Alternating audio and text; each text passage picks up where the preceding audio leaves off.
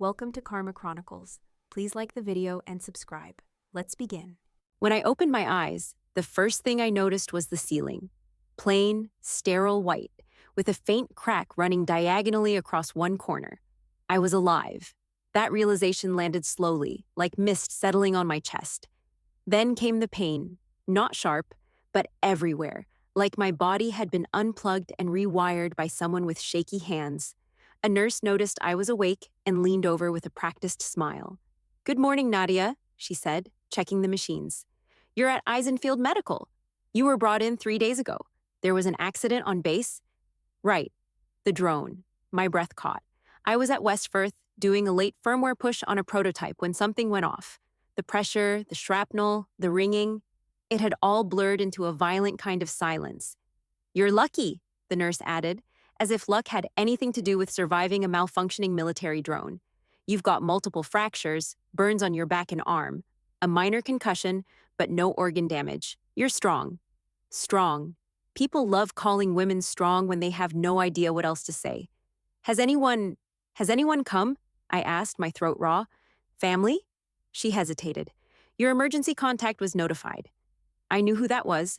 My father, Colonel Thomas Barrett, retired, now doing private security consulting from a glass-walled office somewhere outside Quantico, probably barking orders at a boardroom while his only daughter sat here half-glued together. "Okay," I said, though it wasn't. "Thanks." He didn't come the first day, or the second, not even a text. By the third morning, I had convinced myself maybe he hadn't gotten the call. Maybe something had gone wrong in the system. Maybe he was traveling. Hell, maybe he was dead, and I just didn't know yet. I kept reaching for excuses like someone clinging to a frayed rope. When he finally arrived, he walked in like he was checking on a subordinate who missed a shift. No flowers, no warmth, no indication he'd spent a single moment worrying. "Nadia," he said, nodding like I was sitting in a chair and not a hospital bed with a drain in my side. "Hey," I whispered. My throat still hurt. He didn't ask how I felt. Instead, he stepped closer and lowered his voice. "Do you still have your emergency fund? The savings account?" I blinked. "What?" He didn't fidget. My father never fidgeted. Theo's in trouble. His farm project, the vertical agriculture thing in Kansas, it's going under. He made a bad deal with a land broker, and now he's being sued. I need to know if you can float something, even short term. He needs coverage." I just stared at him. "I almost died," I said finally. My voice was barely audible, but I made sure the words landed. He nodded once. "Right, but you're alive." That was it. That was all. I turned my face away, feeling something cold pull through my chest. I'd never thought of myself as sentimental, but there had always been this quiet assumption in me that when it came down to it, I mattered to them. That if the world exploded, my family would come for me. Not because I asked, just because they would. But he hadn't come for me. He came for my money. For Theo.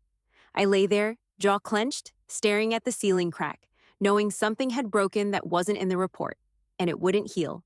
Not with time, not with rest. It wasn't my bones. It was the part of me that still believed I wasn't invisible. It happened during a firmware update. I'd stayed late, as usual. The test drone was lagging on neural sync integration, and I was determined to fix it. Everyone else had cleared out hours before, but I liked the quiet. The lab always felt safer when it was just me and the code. The flash came out of nowhere. One second, I was watching the drone cycle through its diagnostics. The next, there was a burst of light, a sound like the air collapsing inward, and then nothing. Just heat, metal, and then darkness. Now, in the hospital bed, I played the moment back in my head like a corrupted video file. Glitchy, missing pieces, repeating. The official write-up said it was a freak power surge during wireless sync. 1 in a million. Just my luck. A nurse was changing the IV when she asked, "Do you want us to contact someone for you? Next of kin or emergency?" "My father," I said without thinking. "Colonel Thomas Barrett. He's listed already, I think." She nodded and made a note. "We already notified him. Just wanted to confirm." That was on day 1. By day 2, I'd convinced myself he hadn't gotten the message. Or maybe he was traveling. There had to be a reason.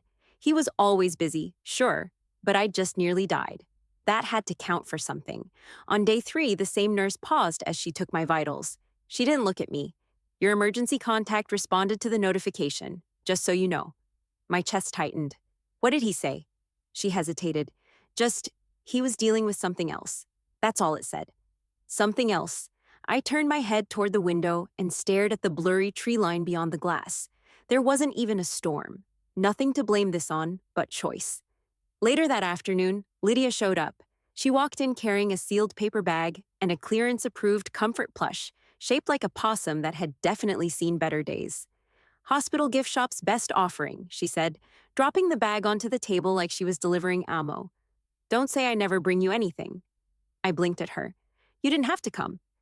Yeah, and yet here I am, she said, pulling up a chair, because someone's got to tell you that you look like a poorly microwaved burrito. I actually laughed, which hurt like hell.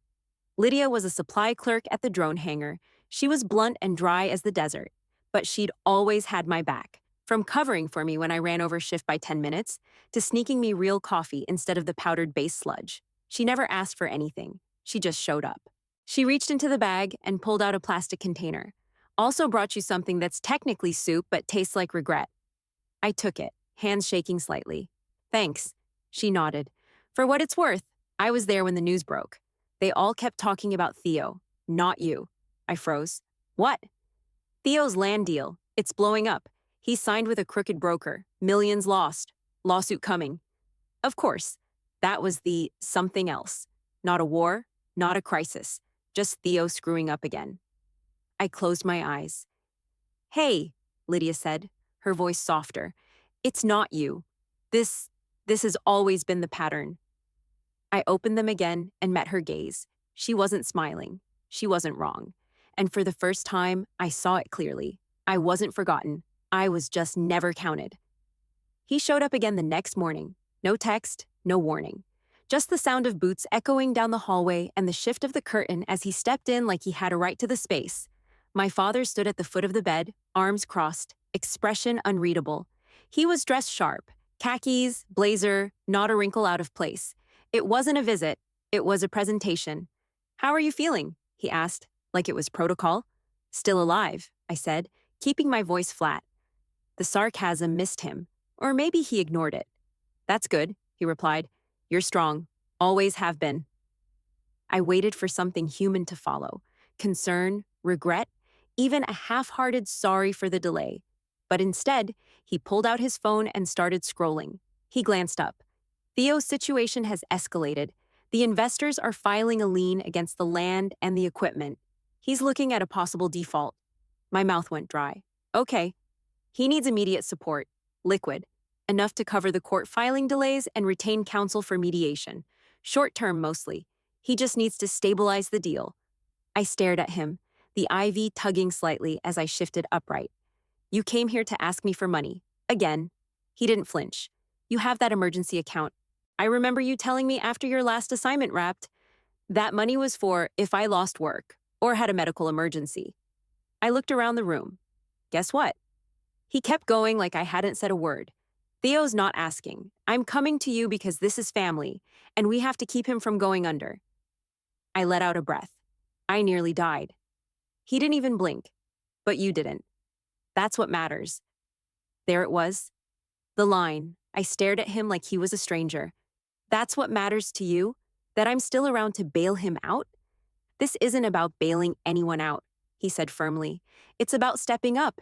It's about doing what you've always done. The right thing. You're level-headed. You plan. You can handle this. You mean I'm the one who didn't screw up, I said, my voice cracking just enough to give me away. He nodded, like I had proven his point. Exactly. That's why I came to you. I couldn't believe how normal he made it sound, like this was a tactical move, like this was noble. I looked down at my arm, wrapped in gauze, IV taped to the bruised skin. I thought of the explosion, of the pain, of waking up to silence and 3 days of no one. I looked back up at him. You don't even see it, do you? I said quietly. You don't see me at all. You just see the problem and the person who can fix it. He shook his head, missing it by miles. That's not fair. No, it is. You're not here because I got hurt. You're here because I'm useful. That's not true, he said, voice tight. You're my daughter. And that only seems to mean something when Theo's life is on fire. He straightened, frustrated now. He needs this, Nadia. It's one account, one transfer. I leaned back slowly against the pillow. You can go now. His jaw clenched. He didn't move right away. I repeated, my voice like steel, "You can go." He stood there a second longer, then gave a short nod and walked out. And just like that, the door closed behind him. I didn't cry. I didn't break. I just lay there, staring at the ceiling, realizing what it had all boiled down to. To them, I was never the daughter. I was the asset. That night, after my father left the room with his military posture and his spreadsheet logic, I lay in the dark, listening to the hum of machines and the occasional squeak of a cart rolling down the hallway. The morphine dulled the physical pain, but the other kind, the one under my ribs, in the hollow where trust used to live, that one stayed sharp. I started remembering things I hadn't thought about in years. Not like memories, exactly, more like receipts. Like the time I got accepted into the Johns Hopkins Aerospace Summer Program. I was 16. I had the acceptance letter in my hand when Dad came in with a clenched jaw and Theo behind him, sheepish. Theo had totaled the truck, the family truck, the one I was supposed to use to get to Baltimore. My mother was crying in the kitchen. Dad just looked at me and said, "We need to cancel the program, kiddo. Your brother's got court dates." I didn't cry. I just nodded. That was my first big cancellation. Then there was sophomore year in college. I was all set to do a co-op placement in Huntsville with a company that worked on Mars lander telemetry. But Theo had messed up again. This time, something about a lease, a deposit he accidentally spent on something else. I came home for 2 semesters instead, worked part-time at a shipping center, and tried not to notice how no one even said thank you. I told myself it was temporary, that I was just being a good sister. That family came first, but the ledger kept growing. The time I gave up my apartment in Charlotte because Theo needed a place to crash and reset. The time I paid Dad's back taxes because he was helping Theo open a smoothie franchise that closed 6 months later. The time they asked me to lie to the bank officer and say I was part of Theo's business so the loan would go through. "Just a signature, sweetheart," Dad had said. "Nothing real." I said no to that one. It was one of the few times I ever did, and Dad didn't talk to me for a month. Back then, I still thought it was about loyalty, about keeping things afloat. I kept thinking that eventually they'd see what I was doing, that being steady counted for something, but it didn't. It never had. Theo was always the priority. Theo's mistakes were treated like accidents. Mine, the rare ones, were treated like character flaws. He was protected, I was used. And every time I made it work, every time I canceled a plan, shifted my life around, sent another wire transfer, I wasn't proving my value. I was reinforcing my role. Dependable, quiet, replaceable. I rolled onto my uninjured side, the mattress groaning under the brace along my hip. My hands were shaking again, but I didn't buzz the nurse. I didn't want meds. I wanted clarity. I saw it now. All the years, all the bending, the folding, the erasing of myself. It hadn't earned me love, just access, like an ATM with a family photo tacked on the side. By morning, I'd made a decision. I didn't know what it would look like yet, or when it would come.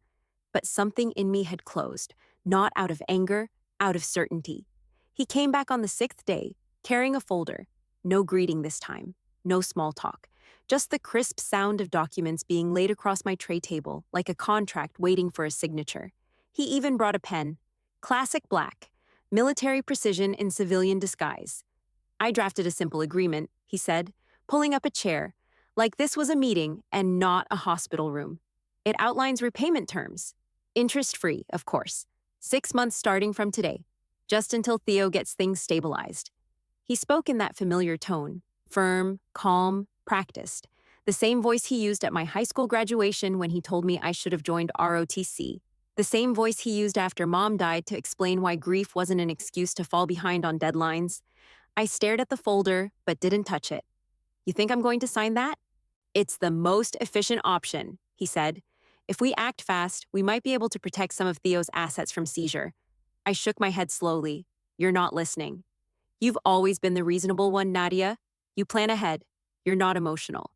I almost bled out on a metal floor, Dad. "You didn't. You lived. That's what counts." My voice was quiet but steady. "That's what counts to you." He leaned back, exhaling like I was making this harder than it needed to be. "Look, I know you're angry, but punishing Theo won't undo what happened here. He's your brother." "Is that what this is?" I asked. "Punishment? Or is it just finally saying no?" "You're being cruel," he said flatly. "You've always had a good head on your shoulders. Don't throw that away just to make a point. Cruel? I almost laughed. You left me here for 3 days. You didn't come when they told you I was injured. You didn't call, didn't check. You responded to my emergency notification with, I'm dealing with something else. He looked down, just for a second. I kept going. And now you sit here, 6 days later, still not asking how I'm doing, still not asking what I need. You're here for money, for Theo. He opened his mouth, but I cut him off. You think I'm bitter? Maybe I am. But you don't get to talk about cruelty when you've never once treated me like anything but a fallback plan. His face hardened. Don't do this. Don't make this a permanent break. It already is. His eyes narrowed, just enough to show the crack in the mask. If you walk away from this family, Nadia. I'm not walking away, I said. You pushed me out a long time ago. I'm just done pretending to stand at the door. He stared at me like he didn't recognize what he saw. And maybe he didn't, because for the first time in my life, I wasn't bending. I wasn't explaining. I was done. No, I said. One word, sharp and final. He blinked. No, he repeated, like it was a foreign concept. No to the loan. No to the contract. No to cleaning up another mess. Just no. He stood up slowly, gathering the folder, the pen, his pride. If you do this, don't expect to hear from us again. I didn't flinch. That's the first real promise you've made in years. And with that, he left. And I stayed. Not as their daughter, not as their backup, but as myself. Whole. For the first time, I came home on a Wednesday, still sore, still stitched, walking like I was made of rust. The cab dropped me at the curb, and I stared up at my apartment building like it might collapse under the weight of everything that had happened. Lydia had offered to pick me up, but I told her no. I needed to do this part alone. Just me, the crutches, the dull echo in my ribs, and the exhaustion of healing from both injury and truth. I didn't expect to see them there. My father and Theo were standing outside my door like they'd just returned from a brunch they weren't invited to. Theo had his hands shoved into his hoodie pockets, rocking on his heels like a guilty teenager. Dad stood still, shoulders squared like always, his voice already halfway formed when I stepped into the hall. Nadia, he said, we need to talk. I didn't respond. I just kept walking toward them, each crutch thudding against the floor like a countdown. Theo stepped forward. You look better. I mean, not great, but better. I stopped a few feet from them and unlocked the door without saying a word. I pushed it open and stood in the frame. You're not coming in. We just need 10 minutes, Dad said. Just hear us out. You had 10 years, I said. You wasted them. Theo's face tightened. I'm sorry, okay? I messed things up. But this is serious. I'm about to lose everything. Maybe don't borrow millions when your business plan is half a page and a YouTube video, I replied. That's not fair. No, I said. It's honest. Dad stepped in then, voice low and calm, the same way he used to sound when he was trying to de-escalate a briefing that was already going sideways. I understand why you're upset, but you're still part of this family, and when one of us falls, someone like me is supposed to clean it up, I finished. That's not what It is what you mean, I said. It's always what you mean. You just never say it out loud. Theo looked at me, desperate now. You're seriously just gonna let me go down like this? You know what kind of trouble I'm in. Do you know where I was 3 days ago? I asked. He blinked. The hospital? On a ventilator, because a drone exploded while I was fixing your future. Dad stiffened. This isn't about blame. No, I said. It's about boundaries. There was a long silence. Then Theo softened his voice. You used to read to me when I was sick, remember that? I also used to cover for you when you stole Mom's credit card, I said. Forgive me if the nostalgia doesn't hit as hard. Dad's voice sharpened. This attitude of yours. I raised my hand. Don't. He stared at me. I reached for my phone. If you're not gone in 60 seconds, I'm calling base security, and I won't be asking nicely. They didn't move right away, just stood there, stunned, like I'd broken script and nobody handed them the new pages. Now, I added. Theo was the first to back up. He looked confused, hurt, maybe, but he didn't argue. Dad hesitated, his jaw working like he wanted to say something final, something meaningful, but he didn't. He turned and followed. The hallway was quiet again. I stood there a moment, breathing through the pain in my hip and the deeper pain underneath it. Then I stepped inside, closed the door, and locked it behind me. For once, I didn't feel abandoned. I felt safe. A week passed. My bruises were fading, the stitches were out, and the air outside my apartment didn't feel like glass against my skin anymore. I'd started walking short distances without the crutches, mostly because I hated the way they clicked and echo. The silence inside my apartment had gone from oppressive to strange, unsettling but cleaner somehow, like a room finally emptied of smoke. Then, one afternoon, I got a message from Maya Briggs. Subject: just checking in, truthfully. Hi, Nadia. You probably don't remember me. I'm your cousin. My dad is Uncle Dan, your mom's brother. I'm stationed out at Whiteman, AFB. Anyway, I've been hearing things. Your dad said you cut everyone off and that you're refusing to help Theo, even though you're fine now. He said you've become vindictive, bitter. I guess I just wanted to hear your side, if you're willing to talk. Because honestly, that didn't sound like you, and it didn't sound right. I stared at the email for a long time before responding. Subject: just checking in, truthfully. Hi, Maya. I remember you. You used to bring those chocolate protein bars to family reunions and hide out in the garage with a book. I thought that was cool. And yeah, I'm refusing to help Theo, because when I got nearly killed in a drone explosion, no one showed up. Not Dad, not Theo. They were too busy trying to salvage his latest disaster. When my emergency contact was called, your uncle said, and I quote, "I'm dealing with something else." That something was a failing vertical farm and a lawsuit. He only came to the hospital once, to ask if I could bail Theo out. I was still on a morphine drip. 10 minutes later, Maya replied, "Jesus, that tracks." Then she sent another one. Theo borrowed money from my dad years ago, promised to pay it back in 6 months. We never saw a cent. Dad never told anyone because he didn't want to make things awkward at family stuff. But I remember the day he wired it. We needed that money for repairs after a storm. He never brought it up again. But I never forgot. And just like that, something shifted. One truth cracked open another. Over the next few days, more messages started to trickle in. A cousin on Mom's side reached out, said she'd heard I was being difficult, and wanted to know what really happened. I told her. She replied with a screenshot of an old text thread where Theo had promised her husband a short-term business loan repayment. Never came. Then an old friend of my dad's, a retired sergeant major I barely remembered, emailed me. He said he'd always wondered why my dad used to joke about having a daughter who was just background support. Turns out that wasn't a joke. The messages kept coming. Not an avalanche, but steady drops, small admissions, quiet confessions. And every time I read one, something in me uncoiled. I hadn't just been the invisible one, I'd been part of a pattern, not the first, probably not the last, but maybe the first to say no out loud.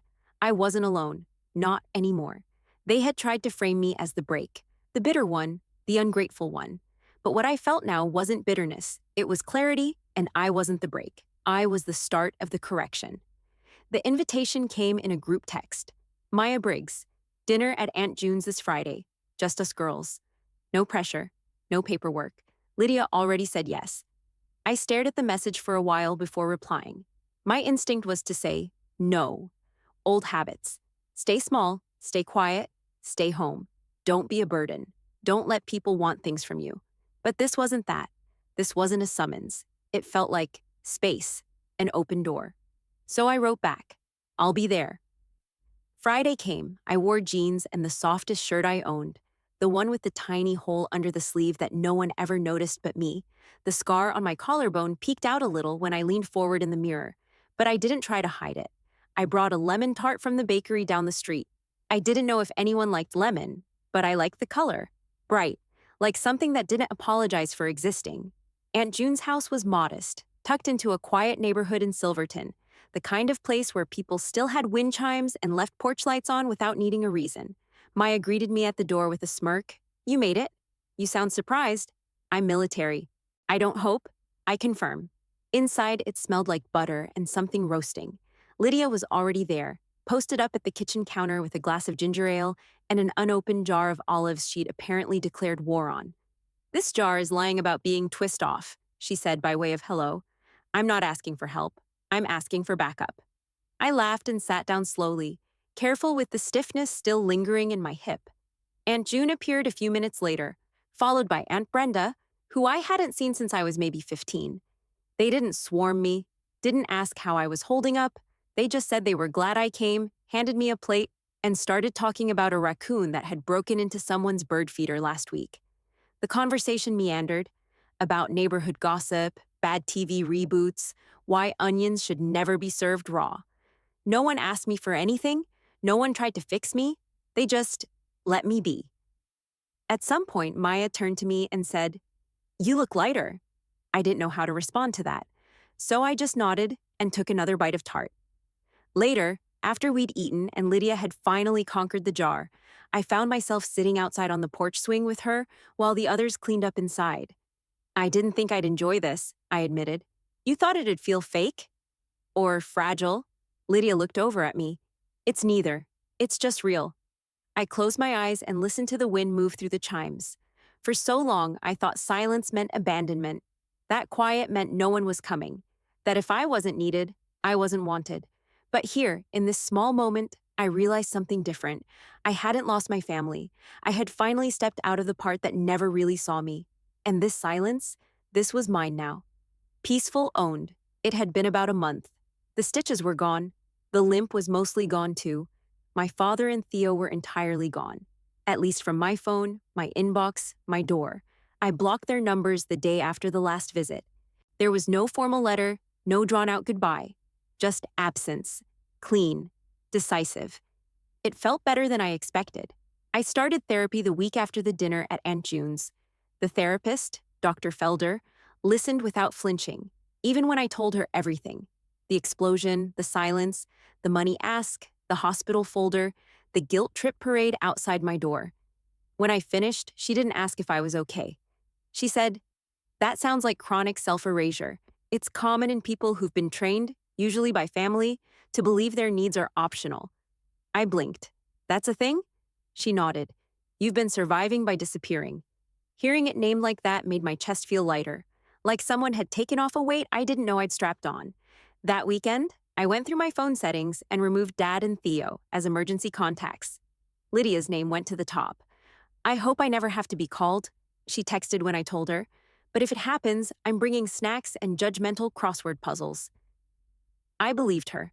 The next week, I transferred part of my savings, the same emergency fund my father tried to claim, into a separate account labeled Dream Fund. I'd been thinking about the Southwest since college. The mesas, the long red highways, the stars that don't compete with city lights. I booked a rental car with good suspension and told Lydia to pack light and sarcastic. We left on a Tuesday. The sky was clear. I let her pick the playlist, which meant we started the drive with a 90s alt-rock set that somehow made even construction zones feel nostalgic. About 2 hours in, somewhere outside Tulsa, she leaned back with her sunglasses crooked on her face and said, "You know you're allowed to be happy now, right? Not just not miserable, actually happy." I glanced at her, then back at the road. I think I'm figuring out what that feels like. We stopped at gas stations and laughed at weird snack names. We stayed in motels with stiff pillows and lobbies that smelled like lemon furniture polish. At night, we sat outside and let the sky wrap around us like a thing that had waited too long to be seen. I kept thinking the guilt would show up, the voice in my head that said I owed someone an apology, that I was supposed to fix what I didn't break, but it didn't come. Instead, something else did. Breath, space, stillness. At one overlook, somewhere between Sedona and nothingness, I stood at the edge of a sandstone cliff and looked out at a sky so wide it made me dizzy. This road, the one I used to fear, wasn't a threat anymore. It was possibility, not escape, not defiance, just freedom. And for once, I wasn't moving away from anything. I was just moving forward.